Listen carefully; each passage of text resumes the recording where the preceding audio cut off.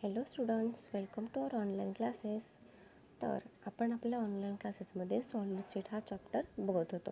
कालच्या लेक्चरला आपण काही एक्झाम्पल्स बुकमधले एक्झाम्पल सोडवलं. एक एक्झाम्पल तुम्हाला सॉल्व करायला सांगितलेलं, पण जवळजवळ सगळ्याच मुलांनी ॲन्सर काय लिहिले, रॉंग लिहिले. तुम्हाला कळलं नाही का आपण कसं सॉल्व केलं ते? लक्षात आलं पाहिजे. तुम्ही सुद्धा बुक रीड केलं पाहिजे, नाहीतर फक्तच व्हिडिओ बघून चालणार नाही. कालच्या लेक्चरला आपण एक एक्झाम्पल आणि 1 डायमेन्शनल पार्ट हे शिकलो आहे. परत डेन्सिटी पण शिकलो आहे. तुम्हाला डेन्सिटी लिहायला सांगितलेले. What is the formula of density. फक्त तुम्ही मास आपण व्हॉल्यूम एवढंच लिहिणार का? नाही. तर मोलर मास n आणि त्याच्या खाली व्हॉल्यूम आणि तुमचा ॲव्होगॅड्रोस नंबर हा आलाच पाहिजे. परत एम म्हणजे काय हे पण खाली लिहिता आलं पाहिजे. एम म्हणजे मोलर मास, एन म्हणजे number of particle, N A म्हणजे ॲव्होगॅड्रोज नंबर, आणि जो आणखीन काय राहिलं, एक क्यूब राहिला, तो म्हणजे काय तुमचा व्हॉल्यूम आहे. मग हे लिहायला पाहिजे ना. तुम्ही फक्त D is equal to mass आपण व्हॉल्यूम असं कसं लिहिताय? सगळं लिहिता आलं पाहिजे. आणि तो फॉर्म्युला आपला सॉलिड स्टेटसाठी नाही आहे. तो तर फॉर्म्युला आपला काय आहे? D is equal to M N divided by A cube N A. Okay. तर आता आपण एक्झाम्पल आधी डिस्कस करूया, जे तुम्ही सगळ्यांनी चुकीचं लिहिलं आहे. नंतर आपण आजच्या चॅप्टरला आपल्या सुरुवात करूया. तर आपला क्वेश्चन काय होता? एक compound made up of element A आणि बी क्रिस्टलाइज. आपला कंपाऊंड कशाने तयार झाला आहे? कोणत्या एलिमेंट्सनी? ए आणि बीच्या एलिमेंट्सनी आपला क्रिस्टल तयार झाला आहे. In BCC as well as FCC. म्हणजे ए आणि बी जे क्रिस्टल आहेत ते बॉडी सेंटर क्यूबमध्ये पण आहेत आणि तशाच त्याच प्रकारे तो फेस सेंटर क्यूबमध्ये पण आहे. नंतर atoms of C are present at the body centre of the cube. Atoms of C are the present at body centre of the cube and atoms of D are present at the corners of faces of the cube. What is the formula of compound? तेच काढायचं आहे आपल्याला. कंपाऊंडचा formula काय आहे? इथे बघा एक cube काढला आहे. आता त्यांनी क्वेश्चनमध्ये असं सांगितलं आहे का की जो बॉडी सेंटरचा जो सी ॲटम आहे तो कॉर्नर्सला आहे प्लस बॉडी सेंटरला आहे असं सांगितलेलं काहीही नाही आहे. कॉर्नरचा इथं विषय पण नाही आहे. पण त्यांनी फक्त काय सांगितलं आहे, जो तुमचा ॲटम आहे, जो तुमचा सी इलेमेंट आहे तो फक्त क्यूबच्या सेंटरला आहे एवढंच सांगितले. कॉर्नरचा ह्यात काहीही संबंध येत नाही. ओके. आणि फेस सेंटरला पण तसंच सांगितले. ज्या काय तुमचा डी इलेमेंट आहे, जो काय तुमचा डी आहे इलेमेंट, तो कुठे प्रेझेंट आहे? तर सेंटर ऑफ फेसेस असं सांगितलं आहे का? Corners of the centre of the faces असं सांगितलं आहे? नाही. इथे पण कॉर्नरचा काहीही उल्लेख आलेला नाही आहे. त्यामुळे कॉर्नर घ्यायचे नाहीत. एक्झाम्पल नीट रीड करायचं आधी, मगच सॉल्व करायचं. ठीक आहे.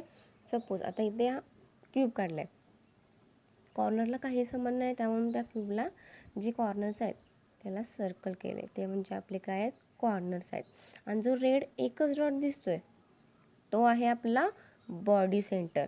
तो एकच डॉट आहे. असं इमॅजिन करा की जे क्यूब आहे त्या क्यूबला कॉर्नरच नाही, म्हणजे कॉर्नर जे आहेत ते हे दाखवलेलेच नाहीत असं समजा. हे जे आहेत गोल 4, म्हणजे वरचे 4 खालचे 4 8 आहेत, ते दाखवलेलेच नाही आहेत. फक्त आपण काढूयाच. 1 मिनिट. खाली इथे काढून दाखवते.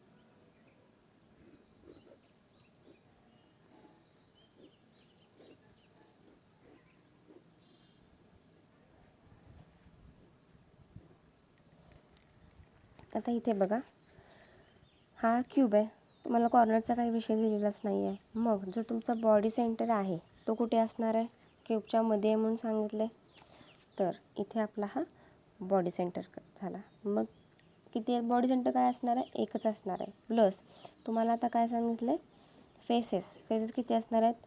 हा वरचा फॅन तुम्ही बसला आहे तो right hand side, left hand side, आणि फ्रंट तुमचा पुढचा, आणि हा बॅकचा. किती झाले?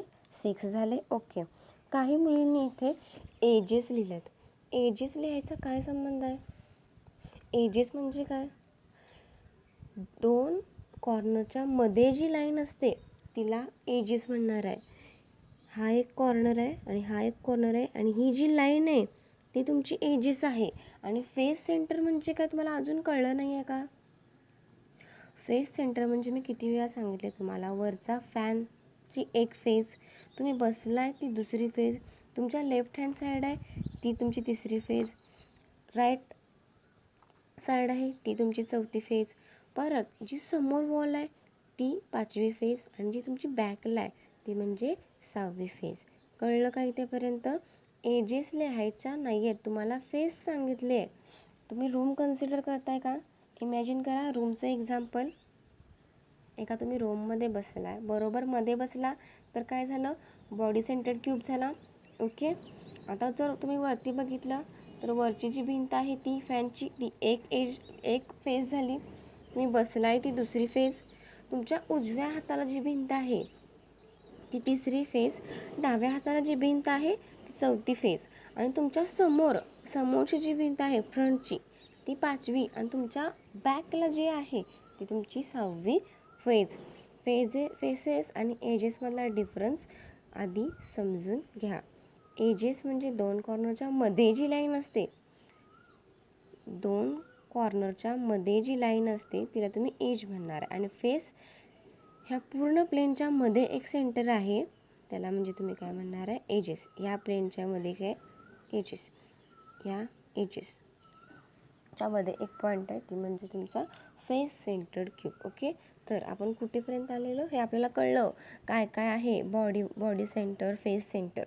मग आता आपल्याला असं कळलं आहे की बाबा जो तुमचा सी इलेमेंट आहे तो कुठं प्रेझेंट आहे, क्यूबच्या मध्ये प्रेझेंट आहे. मग काही जणांनी कसं केलं, ॲटम्स ऑफ एलिमेंट कॉर्नरचं कॉन्ट्रीब्युशन आणि बॉडी सेंटर केले. पण इथं कॉर्नरचा काय संबंध आहे का? नाही, फक्त तुम्हाला जो तुमचा सी ॲटम कुठं आहे हे फक्त त्यांनी सांगितले, कॉर्नरचा संबंध इथं नाही आहे.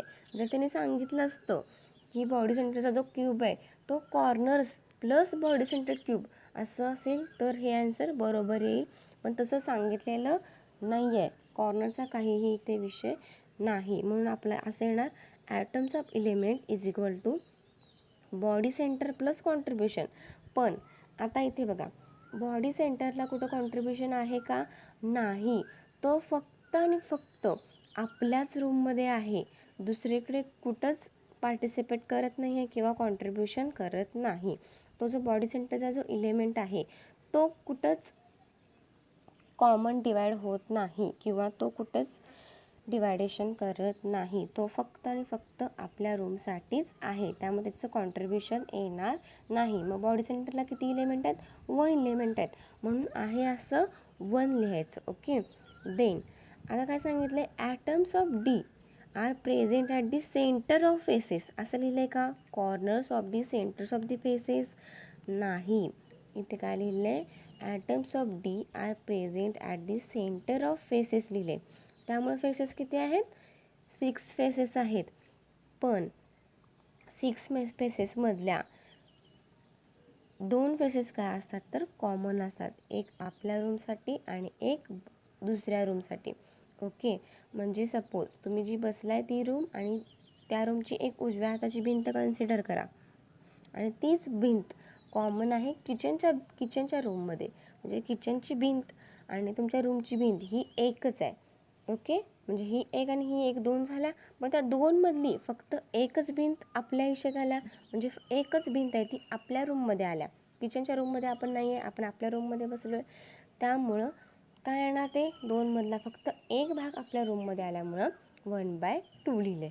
नंतर बघा हे 2नं 6ला डिवाईड करायचं आहे, 2×6 3 आलं, त्यामुळं हा फॉर्म्युलासुद्धा कालच्या एक्झाम्पलसारखाच येणार.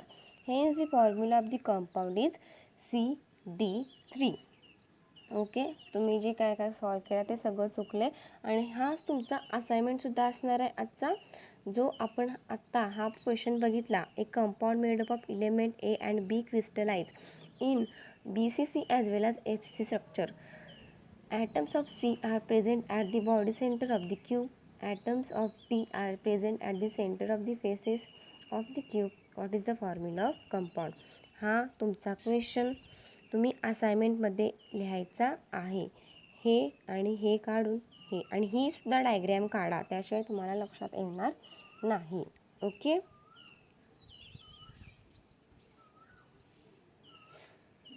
तर आता समजलं असेल ना कसं काढायचं. ठीक आहे. आज आणखीन एक तुम्हाला एक्झाम्पल देईन किंवा तुम्ही सॉल्व करा. जे ॲटम्स प्रेझेंट आहेत तिथे तुम्ही कॉर्नर्स काढून पण सॉल्व करू शकताय का, म्हणजे कॉर्नर ॲड करा. मग असं येणार आन्सर. सीचा असं येईल 2 आणि ह्याचं किती येईल 4 येईल फेस सेंटरसाठी. कॉर्नर्स धरून ह्याचं 4 येणार ना. कॉर्नर्स पण ॲड करून एक एक्झाम्पल तुम्ही करा. मी तुम्हाला लिहून देते, तुम्हाला कळणार नाही, लगेच तुम्ही कन्फ्यूज होत आहे. ठीक आहे.